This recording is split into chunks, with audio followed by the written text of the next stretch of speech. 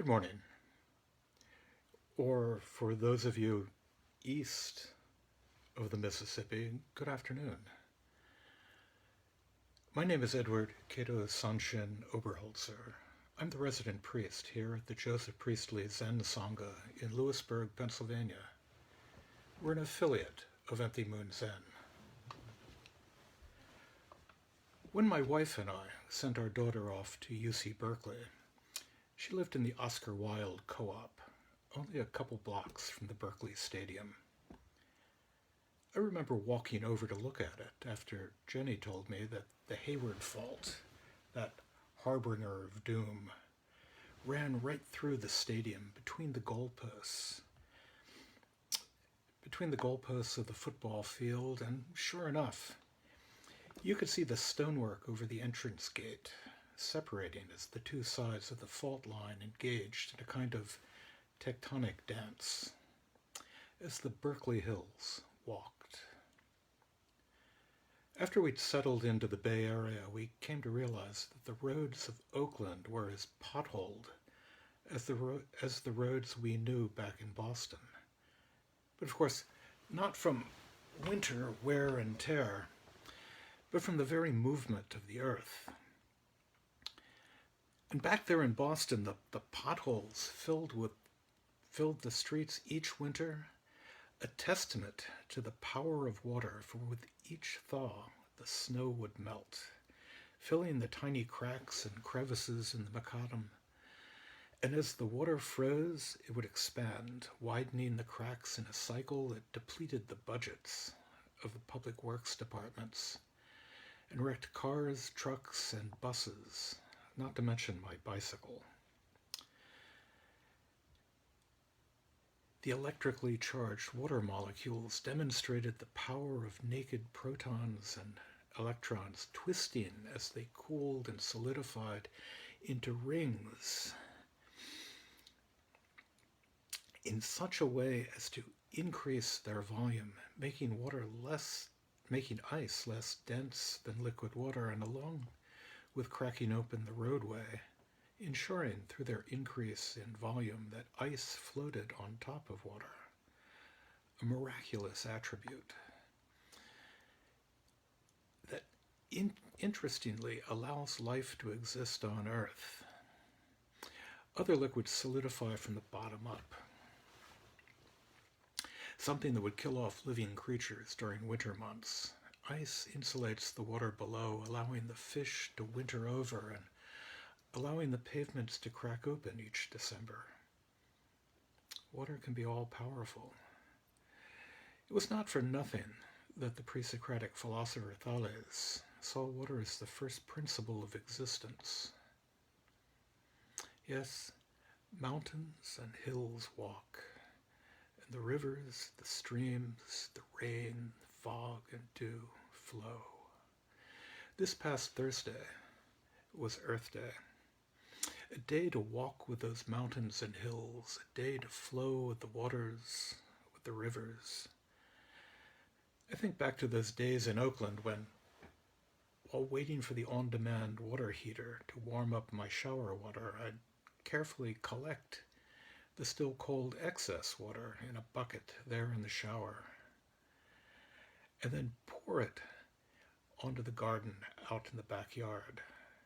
I got so used to this that when I went back east for boundless Wayangas at the Worcester Temple, I was surprised that there was no bucket there in the shower room. Nor is there one here in central Pennsylvania, where the concern is more floods than drought.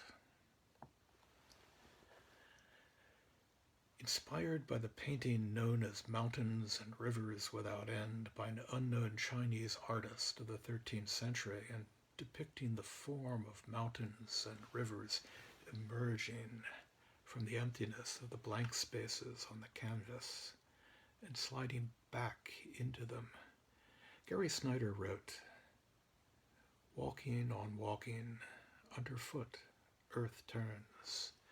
Streams and mountains never stay the same." Now our ancestor in the Dharma, Ehe Dogen, knew both mountains and rivers, living as he did in the wilds of Japan, wrapped in the winter snows blown in from the nearby Sea of Japan. And he wrote of them in his Sansui-gyo, the Mountains and Rivers Sutra in the Shobogenzo. And just as Dogen lived in those mountains, so the mountains themselves were alive. As Dogen says, mountains do not lack the qualities of mountains, therefore they always abide in ease and always walk. And make no mistake, stand on a trail, look out across the horizon, be with those hills, those mountains, as they stride across the countryside. Those hills that hold within themselves, therefore, the very being of the once lofty peaks they once were and still are. Walk with them, dance with them, lift up your face and let the rains wash over you. You, Dogen writes, should know that eastern mountains travel on water. And that is the bones and marrow of the Buddha ancestors. Indeed, he goes on, all mountains walk with their toes on all waters and splash there.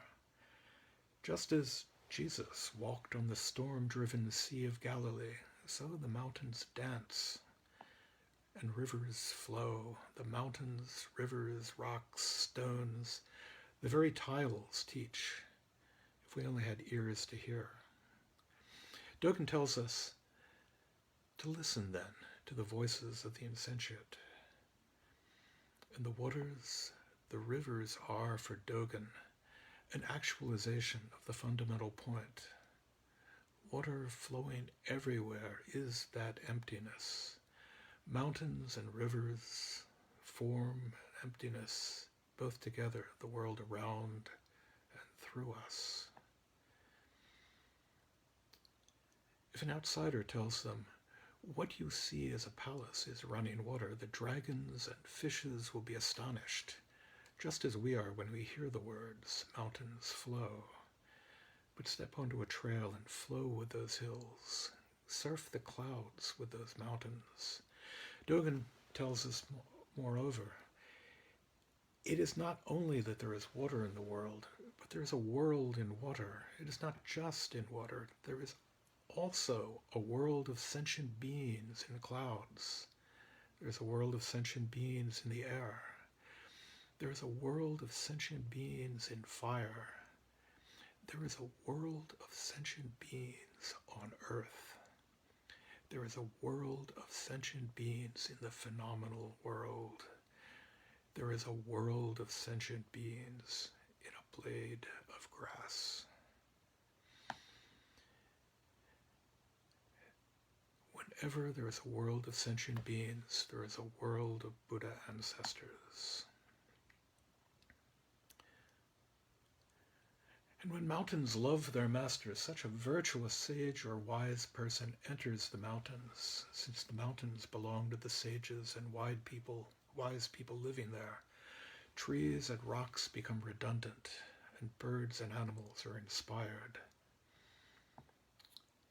Snyder, that mountain sage, towards the end of his poem on mountains and rivers, inspired by an artist's brush, turns to our Chinese and Japanese spiritual ancestors. Song Po sat out one whole night by a creek on the slopes of Mount Lu. Next morning he showed this poem to his teacher. The stream with its sound is a long, broad tongue. The looming mountain is a wide-awake body. Throughout the night, song after song, how can I speak at dawn? Old Master Chan Tsung approved him. 2 centuries later, Dogen said, sounds of streams and shapes of mountains. The sounds never stop and the shapes never cease. Was it Su who wrote, or was it the mountains and streams? Billions of beings see the morning star and all become Buddhas. If you, who are valley streams and looming mountains, can't throw some light on the nature of ridges and rivers, who can?